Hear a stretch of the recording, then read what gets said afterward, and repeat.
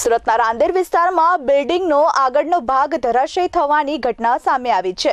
જર્જરિત બિલ્ડિંગનો સ્લેબ ચોથા માળેથી ધરાશયી થયો હતો।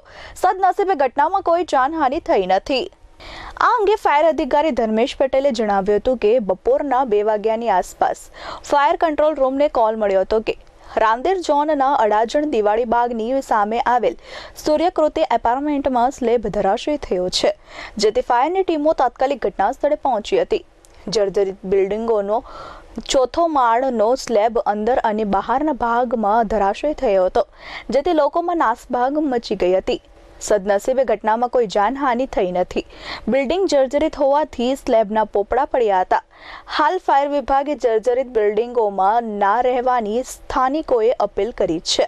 આપણને મોરાબાગા ફાયર સ્ટેશનને દિવાળી બાગ પાસે એક રેસિડેન્સી બિલ્ડિંગનો આગળનો સ્લેબનો ભાગ પડેલો એવો કોલ મળ્યો હતો। કોલ મળતાની સાથે જ આપણે ઘટના સ્થળે આવી ગયા હતા અને તપાસ કરતા ઉપરના માળ પર આગળ જે બહાર ગેલેરીનો ભાગ ખરો ને તેનો ભાગ જર્જરિત હતો અને તે સ્લેબ ધરાશય થઈ ગયો હતો। ચેક કરતાં કોઈને જાનહાનિ કે નુકસાન થયું નથી અને ઘરના ભાગનું ઘણું નુકસાન થયું છે। અંદર બી એ લોકોના સ્લેબનો અમુક ભાગ પડી ગયો છે।